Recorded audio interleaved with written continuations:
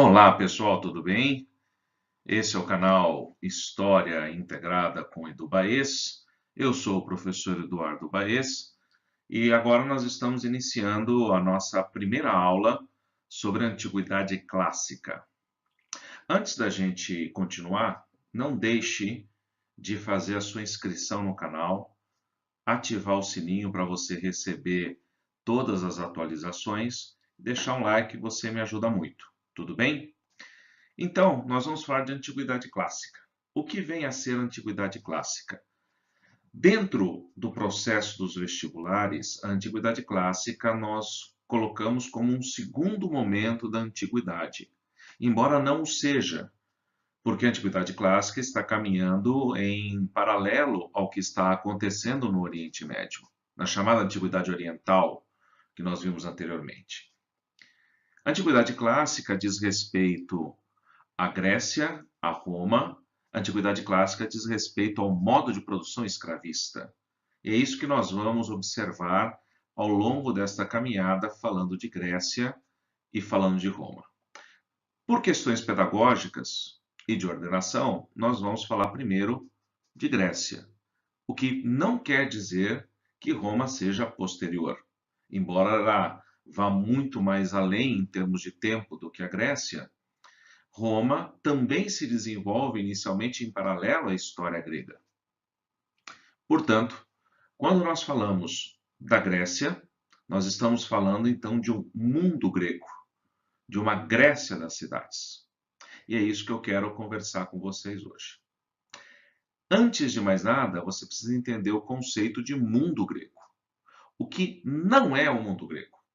O mundo grego não é um império unificado.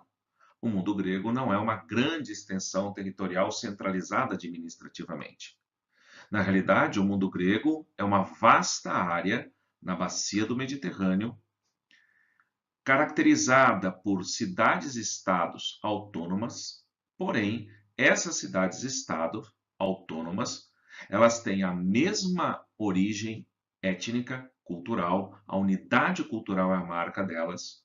Além da unidade cultural, a unidade linguística, uma grande elipse de aproximadamente 2.500 quilômetros na bacia do Mediterrâneo, englobando a Península Balcânica, a Ásia Menor, atual Turquia, para o lado do Ocidente, a Península Itálica e a Ilha da Sicília, para um pouco mais ao Ocidente, uma parte ali da Península Ibérica e algumas regiões do norte da África. Tudo isso se constitui em mundo grego. Agora, isso talvez fique um pouco mais fácil se você olhar no mapa que eu vou projetar para você no próximo slide. Acompanhe comigo, veja só. Este mapa que você está observando aí mostra exatamente as áreas do mundo grego. Observe que ao centro desta área você encontra uma bota. Essa bota é a Península Itálica. Chutando essa bota está chutando uma ilha, que é a Ilha da Sicília. Observe que a Itália, a Península Itálica, ela está exatamente no meio desta bacia do Mediterrâneo. É uma área estratégica. Diga-se de passagem, é importante você lembrar que o domínio da bacia do Mediterrâneo determina a hegemonia da civilização naquela região. Por isso que romanos irão lutar pela hegemonia do Mediterrâneo com cartagineses, mais para frente nós vamos falar disso. Por isso que Alexandre Magno vai dominar o Mediterrâneo, cidades gregas tentarão dominar o Mediterrâneo. Dominar o Mediterrâneo significa dominar o mundo antigo, dominar as suas circulações. Então, entenda que o domínio da bacia do Mediterrâneo é fundamental para a hegemonia das civilizações da antiguidade. Desta forma, quando nós falamos de um mundo grego, ou também podemos acrescentar Roma a essa história, então o mundo greco-latino, nós estamos falando de um mundo mediterrâneo. Esta área que está mostrada aí no mapa para você, como você observa a questão da Península Itálica ao centro, a Península Balcânica um pouco mais à sua direita, mais à sua direita você tem a Ásia Menor, a atual Turquia, depois à sua esquerda novamente a Península Ibérica com destaque para a Espanha e as regiões do norte da África. Esta grande bacia é o que vai marcar justamente este mundo antigo mediterrâneo, ok? Muito bem. Dessa maneira, no nosso próximo slide, nós vamos começar a falar um pouco mais especificamente do que chamamos de Grécia Antiga a partir da Península Balcânica. Eu coloquei essa frase aí em cima de mim para você lembrar sempre dela nesse primeiro momento de entendimento. O que a terra não dá, o mar proverá. Isso já é uma pista para você entender qual é a tendência, qual é a marca econômica e de desenvolvimento da civilização grega. O comércio marítimo se faz muito presente e é fundamental para esse desenvolvimento. Mas veja só, repetindo e reforçando um pouco mais a nossa localização de bacia do Mediterrâneo.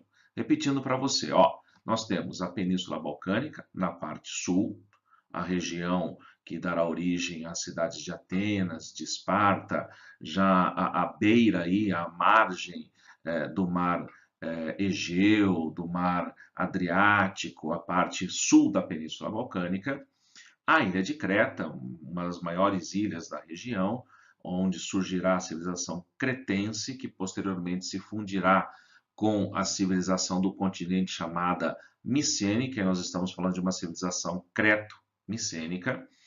A Ásia Menor, a atual Turquia, que eu já mostrei para você no mapa anterior, a atual Turquia, a parte oriental da atual Turquia. O sul da Itália, que foi ocupada pelos gregos, e nós vamos chamar essa área na antiguidade de Magna Grécia. É importante lembrar que esses mesmos gregos serão fundamentais para a formação da civilização romana posteriormente. A ilha da Sicília, que é aquela ilha que está sendo chutada pela bota, como eu falei agora há pouco para você. O sul da Península Ibérica, região da Espanha. Note que a influência grega no linguajar, na formação do idioma é muito forte nessas áreas aí do sul da Europa e sobretudo a Península Ibérica. As áreas no norte da África, que inicialmente serão ocupadas pelos fenícios, posteriormente pelos cretenses, e os gregos também ficarão ali na região pela própria proximidade do mar Mediterrâneo. Tudo isso forma o que nós chamamos, então, de bacia do Mediterrâneo. Olhando um pouquinho mais próximo agora para a Península Balcânica, eu quero chamar a atenção de você para alguns pontos. Veja só. Nos chama a atenção o relevo balcânico. Observe no mapa aí que você tem. Observe que nesse mapa há uma grande quantidade de montanhas. É um relevo extremamente acidentado. O relevo balcânico ele é montanhoso, ele é pedregoso. Montanha e pedra. Além disso, poucos rios e vales pequenos ou vales menores. Não quer dizer que você não tenha a prática da agricultura. Sim, você tem, mas em áreas menos extensas do que você vai encontrar no Oriente Médio, como nós vimos nas aulas anteriores, nos grandes vales fluviais. Isto inexiste, ou isto é mínimo no contexto da Península Balcânica. São pequenas planícies, e essas planícies com poucos rios. Logo, volto naquela frase anterior, o que a terra não dá, o mar irá prover, ou o mar proverá. Okay? O litoral, extremamente recortado, como você pode observar no mapa, esse litoral permite a formação de portos naturais. Litoral recortado, baía e enseada. Baía e enseada, facilidade para montar portos, para desenvolver portos e, consequentemente, desenvolver o comércio marítimo. De novo a frase, hein? O que a terra não dá, o mar proverá. Então, com isso, nós podemos concluir alguns aspectos iniciais desta civilização que vai se desenvolver a partir da Península Balcânica. A primeira conclusão é o seguinte. Veja só, o relevo montanhoso favorece, é importante que você entenda que é favorecer, não determinar. Não se determina geograficamente, mas se favorece geograficamente o isolamento das populações e o futuro aparecimento das cidades-estados. Como assim? As comunidades primitivas, chamadas de guenos, que daqui a pouco nós vamos ver como elas se formaram, se desenvolveram, essas comunidades primitivas, elas, por razões óbvias, elas vão se fixar nos vales, não pendurar nas montanhas, mas se fixar nos vales. Ao se fixarem nos vales, elas vão compor essas primeiras comunidades e ali elas irão se juntar, dando origem a estruturas organizadas que futuramente serão chamadas cidade-estado. A estrutura, ou melhor dizendo, a realidade geográfica cria um natural isolamento dessas comunidades umas das outras, criando então formas autônomas administrativas. Mesma origem étnica, porque são resultados de migrações, mesma língua, mesma cultura, porém a estrutura de relevo favorece o isolamento e a formação dessas cidades-estado. Outro aspecto interessante, como nós vimos, relevo montanhoso e relevo pedregoso. Relevo montanhoso, pedregoso, poucos rios, poucos vales, solo pobre. Isto favorece, então, a busca por uma alternativa que vai ser o comércio marítimo. Vale lembrar que o comércio não era bem visto pelos povos antigos gregos. O comércio era considerado indigno. O negócio era ser aristocrata, ok? O negócio era trabalhar com... trabalhar não, mas ter terras e serviçais e escravos. O comércio é uma necessidade gerada pela própria pobreza agrícola da região e, portanto, a busca de elementos de comércio, de alimentos, de gêneros em outras áreas para abastecer a região da Península Balcânica. Então, a pobreza do solo, ela favorece o desenvolvimento desse comércio marítimo. E dessa maneira, com este quadro todo e a formação, então, de cidades-estado, de estruturas autônomas, acaba se tornando esta a grande característica, se não a principal característica do mundo grego na antiguidade. Unidade linguística, unidade cultural, autonomia política. Polis, cidades, estado, principal característica político-administrativa do mundo grego. Deixa eu te mostrar como é que isso vai se desenvolvendo e vai se montando ao longo dos tempos. Veja só. Os primeiros tempos, vamos chamar assim, da história grega, nós chamamos de tempos homéricos. Eles englobam dois grandes períodos que são chamados aí de período pré-homérico e período homérico. O termo homérico faz menção à figura do poeta Homero, o poeta que escreveu sobre a Ilíada e a Odisseia, escreveu a Ilíada e a Odisseia, onde ele escreve sobre a guerra de Troia e sobre a formação do povo grego a partir das viagens de Ulisses, que serão os primeiros registros da história grega. No entanto, o período anterior a esse momento é o período pré-homérico. Alguns historiadores querem chamar, ou já tentaram chamar isso, de a pré-história da Grécia. Por quê? Porque não existem, ou pelo menos não são identificados, registros escritos. E como é que a gente sabe desse período? A gente sabe desse período por conta da tradição oral, dos mitos e das lendas. Na parte de cultura grega, mais para frente, eu vou falar um pouco sobre a construção desses mitos. Mas os mitos e as lendas, eles vão sendo trabalhados nesse período para explicar a origem dos povos, de como tudo surgiu e tudo mais, e como se organizaram as comunidades. Então, a tradição oral vai passando de geração a geração, contando esse primeiro momento. É nesse momento do período pré-homérico que os primeiros grupos humanos começam a migrar do norte da Europa e de partes da Ásia em direção à Península Balcânica em busca de terras, em busca de fixação, inclusive agrícola. E dessa forma você tem a chegada dos primeiros grupos, os chamados indo-europeus ou arianos. 3 grupos, como você está vendo aí: os aqueus, os jônios e eólios. Eles começam a chegar e se fixar na Península Balcânica por volta aí do século XX a.C., e ao longo do período seguinte, século XX até o século XII, o que nós temos é a chegada constante desses grupos se fixando com atividades agrícolas ou desenvolvendo comércio nas áreas litorâneas. Durante esse período, o período pré-homérico, nós temos então o encontro de dois grandes grupos, de duas grandes civilizações que posteriormente darão origem aos gregos. Nas ilhas, ou na ilha, você tem a ilha de Creta e no continente a civilização micênica. A junção dessas duas civilizações é chamada de civilização creto-micênica ou até creto-minoica em alguns. Essa história da civilização creto-micênica, ela está contada na lenda do Minotauro.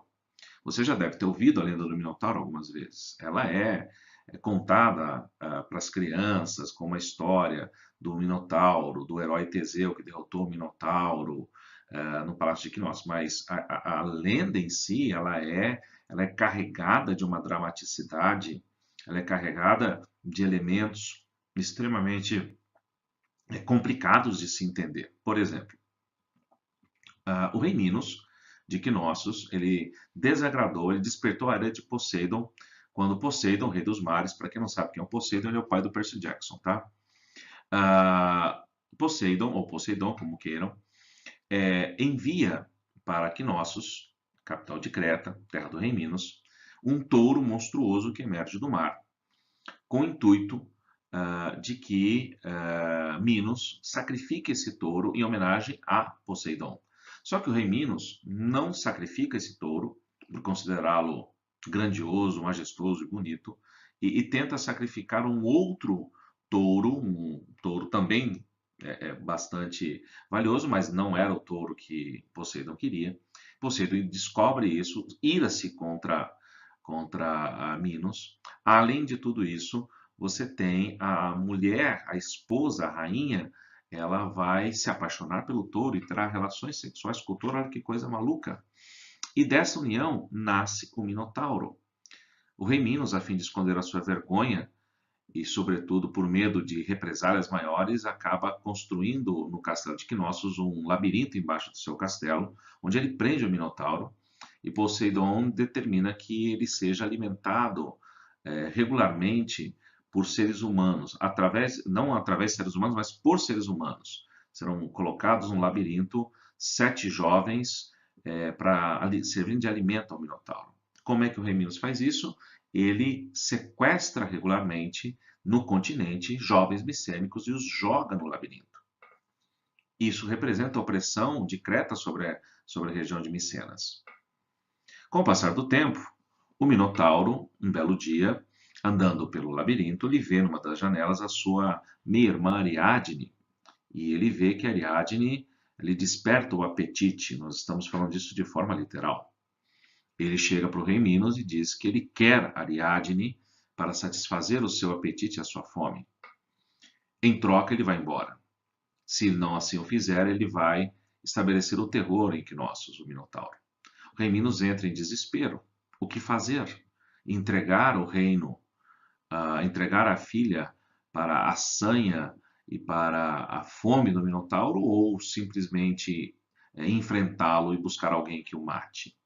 Ele lança o concurso, vários tentam, ninguém consegue, e o prêmio era casar-se com Ariadne, até que um belo dia, um herói ateniense, micênico, chamado Teseu, desembarca em Knossos, enamora-se de Ariadne, Ariadne enamora-se dele, em outras palavras, deu match entre os dois, e ele vai para o labirinto, com o novelo dado por Ariadne, ele mata o Minotauro, resgata aqueles que estão ali dentro, volta, ele vai, detalhe, ele vai com uma espada mágica dada por Ariadne, meio Jedi, e aí, ao matar o Minotauro, ele ganha o direito de casar-se com Ariadne. Agora, para e pensa um pouquinho. É uma sociedade patriarcal. Numa sociedade patriarcal, quem domina a estrutura do casamento é o marido. Então, se Teseu, micênico, casa-se com Ariadne cretense, quem passa a dominar quem nessas entrelinhas? Entende como a lenda do Minotauro explica a origem aí e a virada de mesa dos micênicos sobre os cretenses? É isso que você vai encontrar nos mitos e nas lendas, explicando a origem de todas as coisas. Logo, ao século XII, no finalzinho desse período, você tem a chegada de um quarto grupo, que são os dórios. Os dórios são caçadores, os dórios são violentos, e essa chegada dos dórios à região ela faz com que as comunidades gentílicas, os genos, como eles são chamados, comecem a se organizar e alguns comecem a fugir da Península Balcânica, sobretudo com medo da violência dos dórios. E esta fuga dessas comunidades gentílicas, desses genos, para o Mediterrâneo Oriental, em direção à Turquia, em direção à Ásia Menor, se constitui na primeira diáspora grega. Então, informação importante aqui. Primeira diáspora, a primeira dispersão dos gregos pelo Mediterrâneo se dá com a invasão dórica do século XII. Essa primeira dispersão tem, então, como destino a região da Ásia Menor, da atual Turquia. Ok?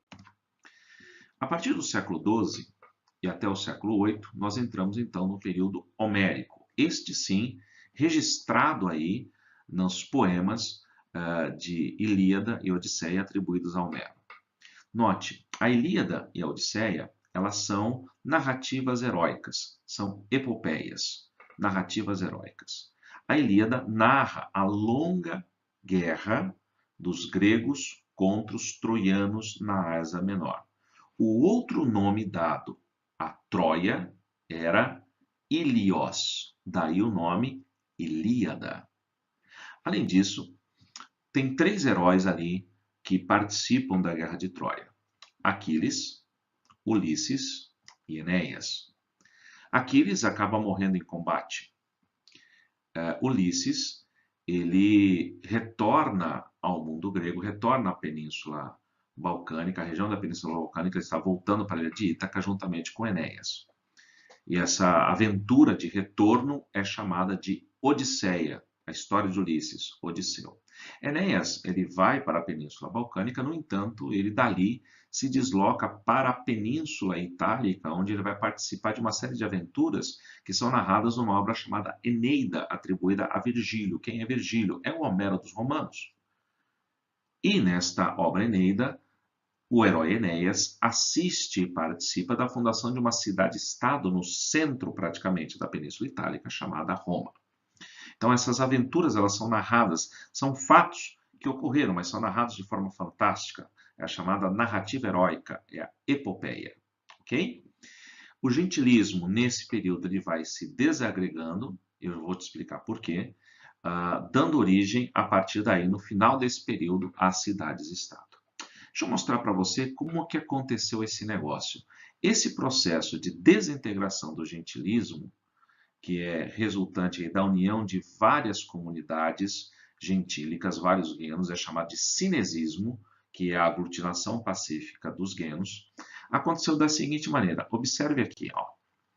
Você tem na península, na região das penínsulas e dos vales, a formação de uma comunidade gentílica, de um geno. É um clã patriarcal. Você tem a figura do pater famílias, que administra as terras elas são de propriedade comunal, assim como as sementes, assim como a produção, assim como os escravos. A propriedade pertence ao grupo, pertence ao geno, e ele é administrado pelo patriarca. Quando o patriarca morre, quem assume não é o filho dele, mas é o ente mais velho do clã. Isso pode mudar toda a estrutura do clã de uma hora para outra. Em determinado momento, por N razões, uma comunidade, um geno, se juntará a outro geno.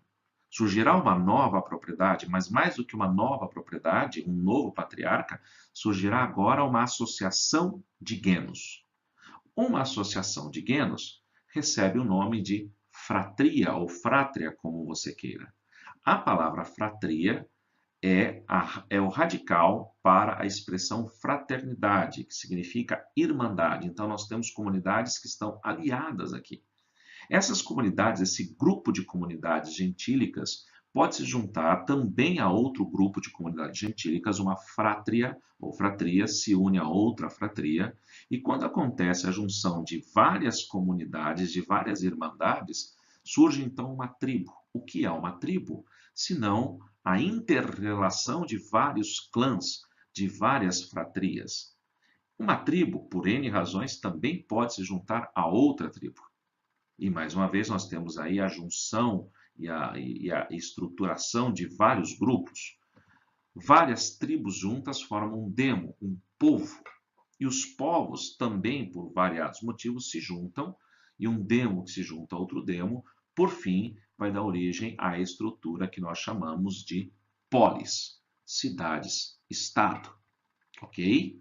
Então, notou o movimento do processo? É isso que você vai notar nas planícies gregas, nos vales da Península Balcânica. Uma polis que surge aí no final do século VIII, perdão, no final, meio final do século VIII, iniciará um outro período da história da Grécia, que nós chamamos de período arcaico. Esse período arcaico, com o surgimento da polis, observe, vai nos trazer a observação de uma série de alterações na evolução política dessa polis. Toda polis, toda cidade-estado se organiza inicialmente em torno da figura de um monarca, em torno da figura de alguém que vai concentrar o poder de forma única. No entanto, esse poder e essa estruturação, devido ao crescimento dos proprietários de terra e da disputa de poder, esse monarca ele passa a governar junto com esta aristocracia. Então, nós temos um modelo oligárquico. Monarquia, mono, arquia, poder, no poder. Oligárquico, poucos, oligo, poucos, arquia, poder, poucos, no poder. No entanto, com o próprio crescimento econômico, populacional, surgimento de outras classes sociais, tensões que vão surgindo, o modelo oligárquico ele entra em crise e surgirão aí tiranos, no sentido de criar leis ou criar estruturas a fim de conter a tensão social e evitar o confronto entre essas classes. Dentre os vários momentos de tirania ou de tiranos, entenda que o termo tirania aqui não tem a mesma conotação que tem de forma contemporânea.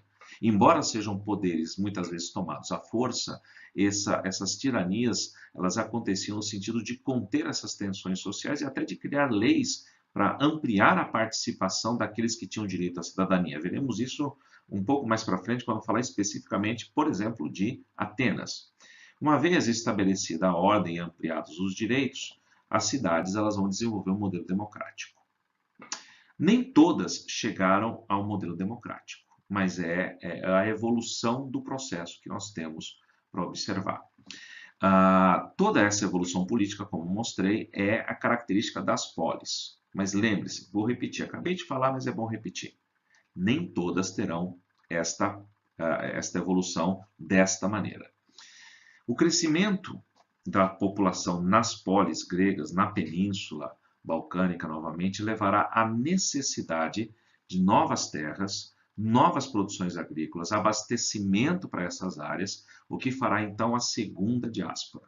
Então, lembrando, primeira diáspora, invasão dórica e ida ou expansão para o Mediterrâneo Oriental.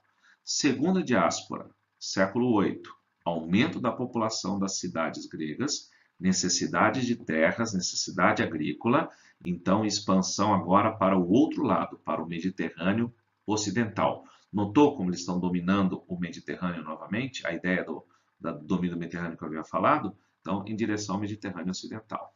Aumento populacional nas polis, repetindo a ideia para você.